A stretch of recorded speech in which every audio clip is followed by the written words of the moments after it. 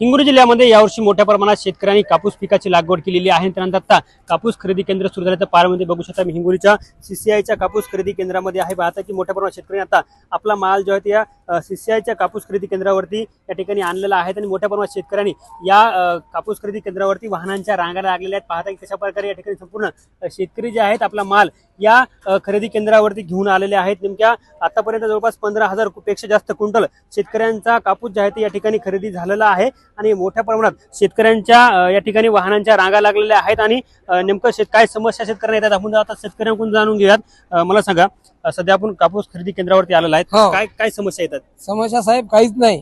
हे आम्हाला ऑटो पूर्ण 5 क्विंटल 20 किलो घ्यायला येत एकरी। ऑटोवाले काय म्हणायत एवढ्यात आम्हाला पुरत नाही, दुसऱ्याचा नाव येतं त्याला ते ओटीपी त्याच्यात मेळ बसन, आम्ही त्याच्यात परेशान आहे। आमची एकच मागणी आहे की बुवा एकरी 8 क्विंटल तरी 7-8 क्विंटल कराव तो आम्हाला पुरल। तुम्ही सकाळपासून इथे आलेला आहात? हो, आम्ही सकाळी आम्ही रात्री आलेले आहो। आम्ही साहेब रात्री 9 वाजता आलेले आहो, तर अजून आमची गाडी खाली झालेली नाही। नंबर लागला, नंबरची परेशानी, त्याच्यात 3दा काटे 1 किलो आगाव घेणं, 10 किलो जर उरला तरी आम्हाला घराला घेणं लागायला जाऊन। मग रात्री इथे काढावं लागली? हो, रात्रीतच काढली आम्ही साहेब। सकाळी आता संध्याकाळ आमचं माफ होईल। ओटीपी पुन्हा ओटीपी येईन साहेब, त्याच्यात कोणतं चुकलं की पुन्हा गाडी उभी। साहेब काय हे कोणते माणसं क्लिअर आहेत, 1 किलो आगाव घेईन।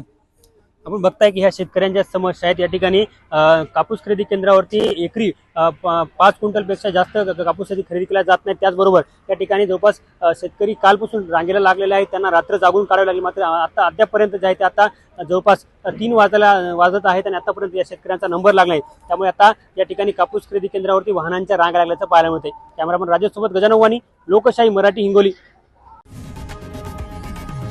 लोकशाही मराठी ऐका, पहा, जागरूक रहा।